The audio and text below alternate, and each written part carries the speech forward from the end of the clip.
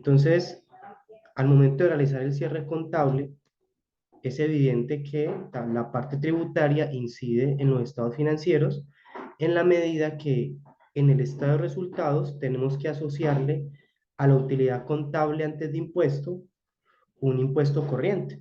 Ese pasivo corriente de impuesto de renta sale de la declaración de renta, lo que evidentemente implica que tenemos que hacer por lo menos un borrador de la declaración de renta del año grabable 2024 para determinar adecuadamente cuál es ese pasivo o ese impuesto de renta corriente que le vamos a asociar a la utilidad contable antes de impuesto para determinar la utilidad contable o comercial después de impuesto.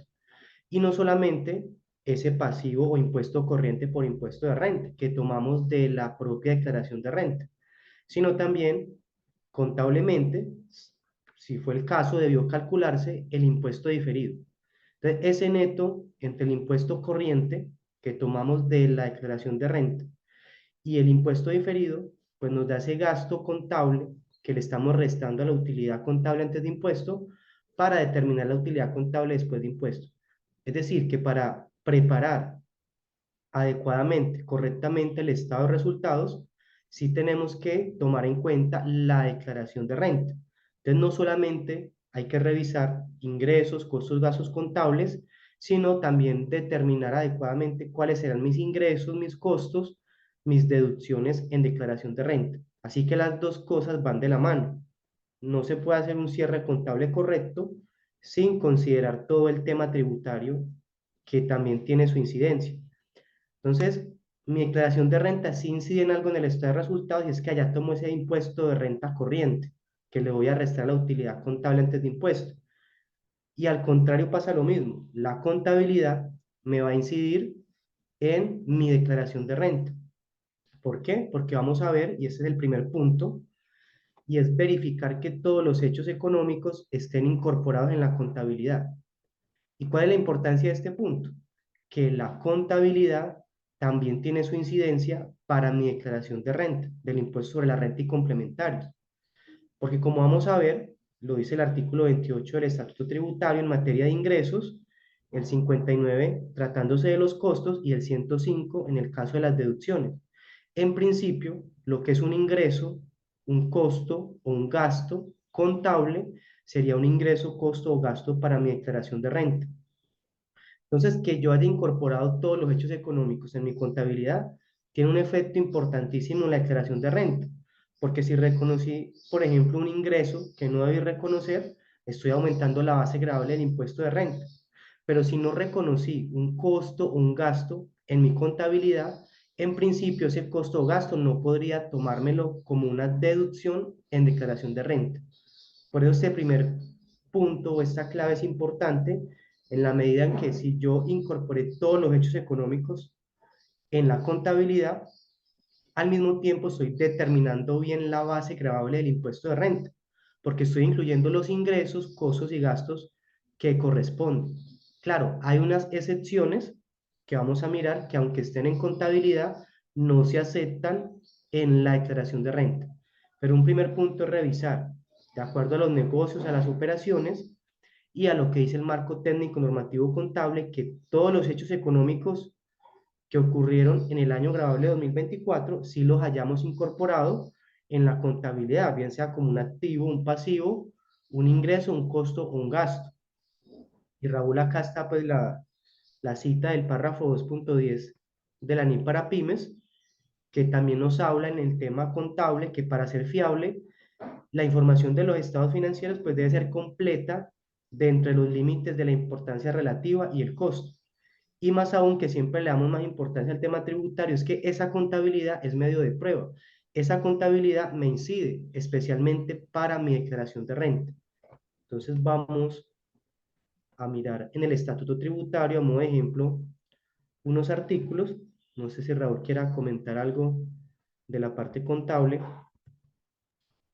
Sí, ahorita lo comento, Carlos. Listo. Entonces, colegas, el artículo 28 del estatuto tributario, y noten esta redacción, nos dice, nos habla de una regla de realización del ingreso para obligados a llevar contabilidad. ¿Qué quiere decir que un ingreso está realizado para efectos fiscales? que tengo la obligación de incluirlo en mi declaración de renta y formará base gravable del impuesto de renta. Entonces, ¿cuándo se entiende que un ingreso se ha realizado para efectos tributarios? El artículo 28 dice que esos contribuyentes obligados a hallar contabilidad, los ingresos realizados fiscalmente son los ingresos devengados contablemente, ojo, dice en el año o periodo gravable. Entonces, si de acuerdo al marco técnico normativo contable un ingreso debió reconocerse en 2024, pues es en ese año que debió contabilizarse. Y en ese mismo año debió incluirse el ingreso en la declaración de renta. Entonces, si por ejemplo tuvimos algún hecho económico, una operación, y de acuerdo al estándar contable ese ingreso debió quedar en la contabilidad en 2024 y yo no lo hice, entonces, ¿qué pudo pasar o qué puede pasar?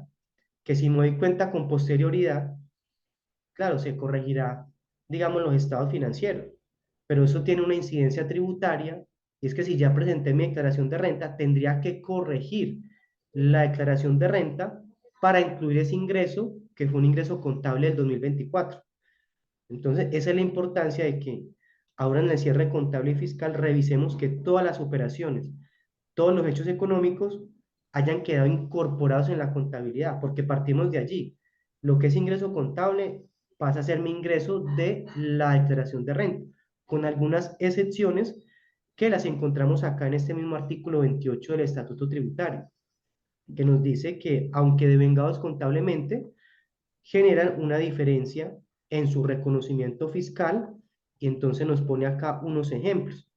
Entonces tenemos aquí el punto 4 que me habla de ingresos devengados por ese método de participación patrimonial, que si bien contablemente pude haber reconocido un ingreso, eso no es ingreso para mi declaración de renta. Pero nótese que son excepciones. O el numeral quinto que nos dice los ingresos devengados por la medición a valor razonable con cambios en resultados, aunque son un ingreso contable, no son ingreso para mi declaración de renta. Pero serían estas 10 excepciones o 10 numerales que encontramos en este artículo 28. En esencia, todo lo demás, como dice el inciso primero, todo lo devengado contablemente como ingreso en el propio año o periodo gravable será un ingreso para mi declaración de renta.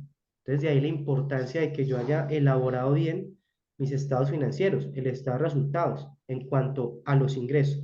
Hay excepciones como las que encontramos aquí y como el artículo 35, que establece ahora un ingreso solo fiscal. Aquí estas excepciones pueden ser ingresos solo contable, como un ingreso por medición a valor razonable de un activo biológico. Es solo contable porque no va a declaración de renta.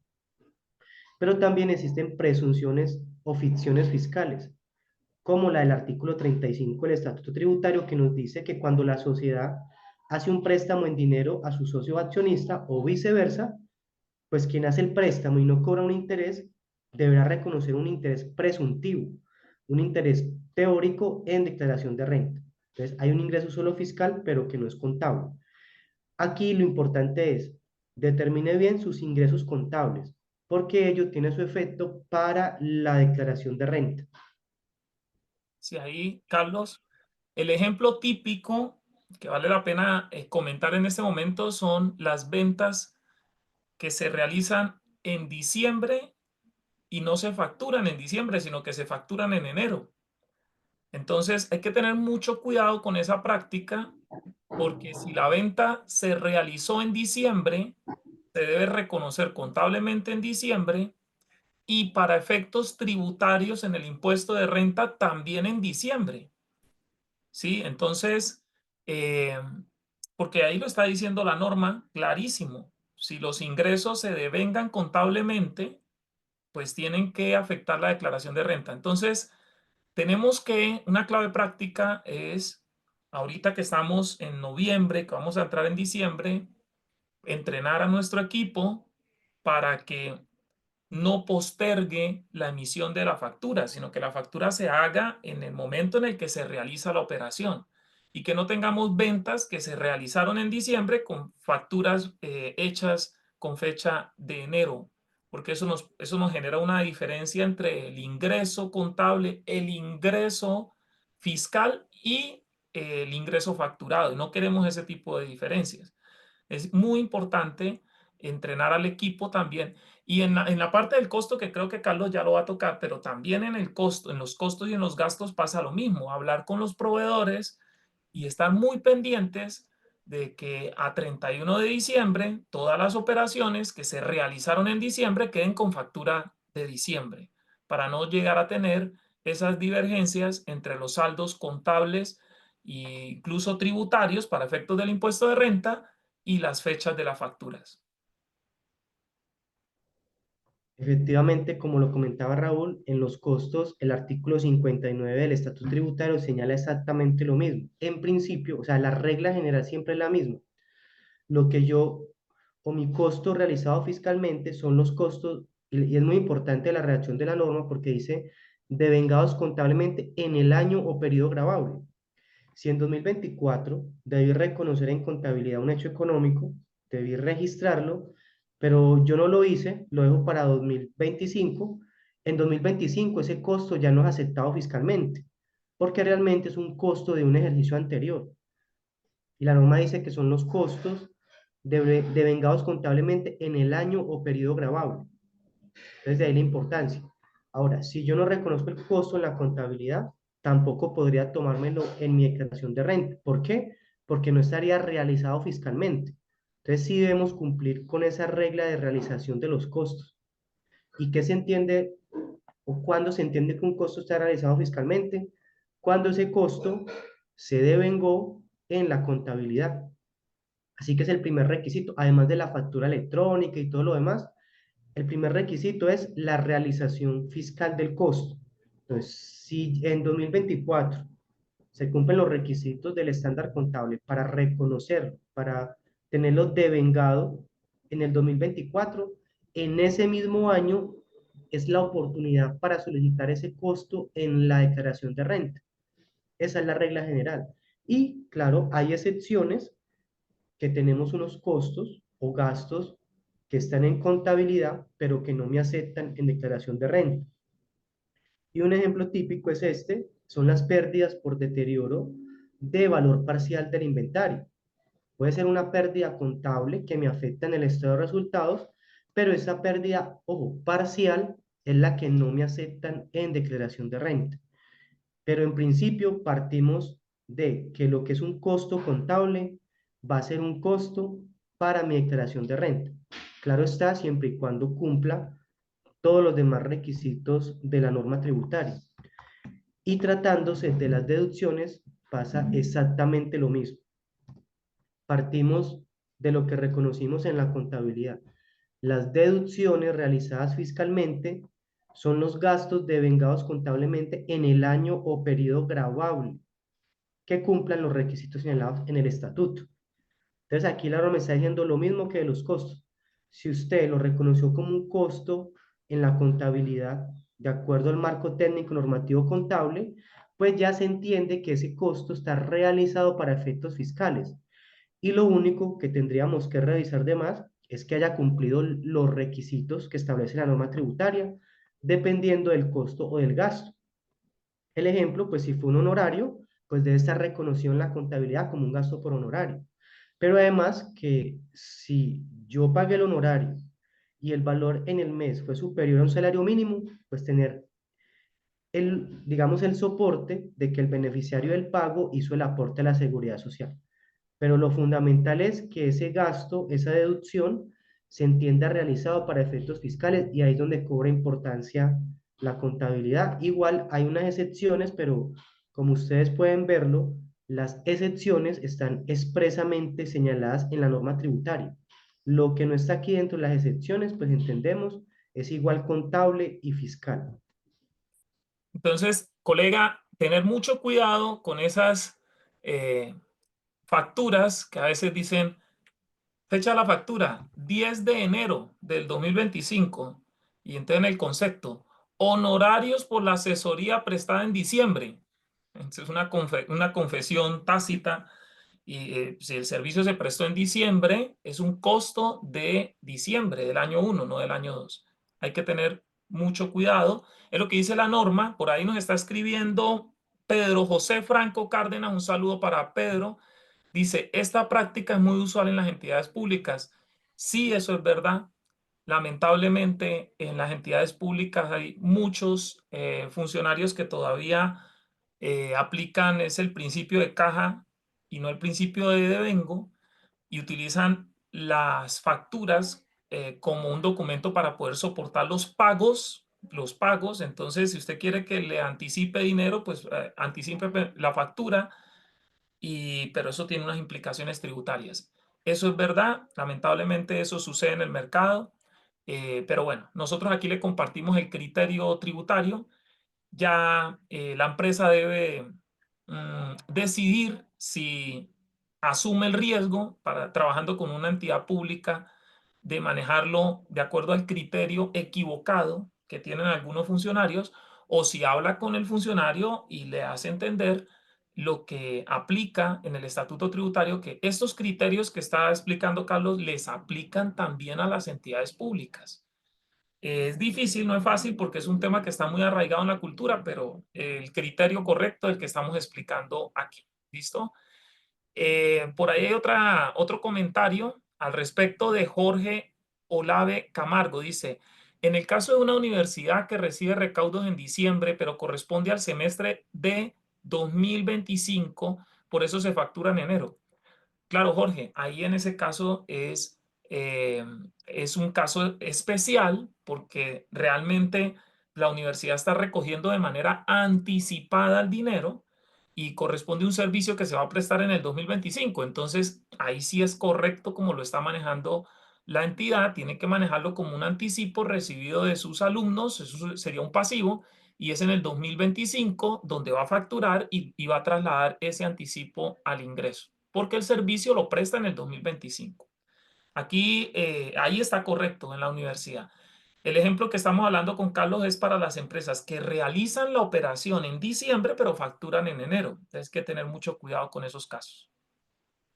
Raúl, y otro caso que también pues siempre explicamos porque a veces genera como controversia, y es el artículo 771 rayados del Estatuto Tributario, que nos habla precisamente de la factura como el soporte del costo del gasto, porque el parágrafo segundo que vamos a mirar, pues nos dice que los costos y deducciones, y vuelve y nos reitera lo mismo, costos y deducciones efectivamente realizados durante el año o periodo grabable. ¿Y cuáles son los realizados? Los que están devengados en contabilidad. Dice, serán aceptados fiscalmente, así la factura de venta o el documento equivalente tenga fecha del año o periodo grabable siguiente. Claro, siempre y cuando se acredite la prestación de servicio o la venta del bien. Entonces, si a mí en diciembre soy una empresa que llevo contabilidad y a mí en diciembre me prestaron ya un servicio, me lo prestaron el 25 y el 26 de diciembre, pero la factura por alguna razón me llegó con fecha de enero. Entonces, ¿cuándo reconozco yo el costo o gasto en contabilidad y en mi declaración de renta? Algunos dirán, no, pues como la factura llega con fecha de enero del 2025, pues será en ese año 2025. Pero esta norma me está indicando en el parágrafo 2 que esos costos o deducciones efectivamente realizados, pues serán aceptados, o sea, sí son aceptados fiscalmente en ese año, dice acá, que efectivamente fueron realizados. Así la factura o el documento equivalente pues tenga fecha de un año o periodo siguiente. No sé, Raúl, si quiere comentar algo porque siempre genera algo de controversia el Sí, tema, aunque sí. está muy claro en la norma. Siempre que sacamos este parágrafo, siempre hay controversia porque pues tenemos un paradigma y es que la operación se tiene que declarar y contabilizar teniendo en cuenta la fecha de la factura, y no es así. Se tiene que tener en cuenta es el momento en el que se realiza la operación. Ahora, la factura debería coincidir con la fecha de realización, artículo 615 del Estatuto Tributario. Debería. Entonces, por eso estamos haciendo estas charlas en noviembre, diciembre, para que nuestra comunidad se prepare para el cierre contable, y parte de esa preparación es entrenar a su departamento contable y hablar con sus proveedores y decir, bueno, las facturas de las operaciones de diciembre tienen que quedar con fecha de diciembre para evitar esas divergencias. Entonces, me gustaría, Carlos, comentar también que hay algunas operaciones que no debemos esperar que nos llegue un documento porque no nos va a llegar y que hacen parte del cierre contable. Entonces, este primer punto que dice, asegurémonos de que todas las transacciones están reconocidas y que la información es completa. Entonces, también involucra algunas, algunos hechos económicos que yo debo reconocer en la contabilidad y esos conceptos, pues no voy a esperar factura porque no me va a llegar factura ni me va a llegar documento equivalente porque a veces en las empresas pues facturamos, procesamos los documentos. Me llega una factura, la contabilizo, ¿sí? Pero hay hechos económicos donde dependen de una lista de chequeo que usted debe diseñar y no de un documento externo que le va a llegar. Entonces, y algunos de esos hechos económicos le pueden afectar la declaración de renta, otros no, pero sí le afectan los estados financieros. Entonces, a manera de ejemplo, rápidamente, el reconocimiento de las depreciaciones. No le va a llegar una factura, no le va a llegar un documento, usted debe tener en su lista de chequeo el reconocimiento de las depreciaciones. Eso le puede afectar la declaración de renta, porque si usted no reconoce contablemente una depreciación, pues no se la va a poder tomar para efectos tributarios. Las amortizaciones pasa exactamente lo mismo, ¿sí? Amortizaciones de activos intangibles. El reconocimiento de las diferencias en cambio. No le va a llegar un documento que le recuerde que debe reconocer las diferencias en cambio. Lo tiene que tener en su lista de chequeo a final de año. Algunos gastos causados que no llega a la factura, que no llega al documento, lo que estamos hablando en estos momentos, ¿no? Entonces, a 31 de diciembre, de pronto usted tiene por ahí a un abogado que le está prestando servicios, pero se le olvida a veces pasarle la factura, se la pasa por ahí a los 3 meses, pero usted sabe que le está prestando servicios en diciembre, debe causar en diciembre esos honorarios. El reconocimiento de los impuestos diferidos. Tampoco le va a llegar un documento externo que le acuerde que tiene que reconocer los impuestos el 31 de diciembre. Los ajustes para reconocer ganancias o pérdidas por el método de la participación para las empresas que tienen inversiones medidas al método de la participación. Entonces es algo que no le va a llegar un documento para recordarle eso, ¿no? Ajustes por diferencia en el valor razonable, si tiene activos biológicos, si tiene inversiones medidas a valor razonable, si tiene propiedad, planta y equipo y va a hacer mediciones a costo revaluado, si tiene propiedades de inversión medidas a valor razonable. Eso lo debe tener en una lista de chequeo. El reconocimiento de los intereses implícitos. Si tiene por ahí algunas transacciones, si tiene la tabla de amortización, debe reconocer esos intereses. El reconocimiento de los intereses corrientes por causación. Si tienen un CDT por ahí, no pueden esperar a que el banco les reconozca los intereses o les pague los intereses. A 31 de diciembre ya hay unos intereses causados y yo los tengo que reconocer contablemente y eso también para efectos fiscales, no importa que los intereses me los vayan a pagar en marzo o en junio del año entrante, tengo que causar a 31 de diciembre los intereses y eso afecta a la contabilidad y la declaración de renta. Los intereses corrientes, los implícitos solo afectan los estados financieros. El reconocimiento del deterioro de los activos, ya lo decía Carlos, eso también es una estimación. Todas las provisiones a 31 de diciembre, aquellos pasivos que es probable que yo va a tener que pagar, los tengo que reconocer. El reconocimiento del impuesto de renta del año, o sea, en el cierre del 2024 debe quedar el impuesto correspondiente al año 2024.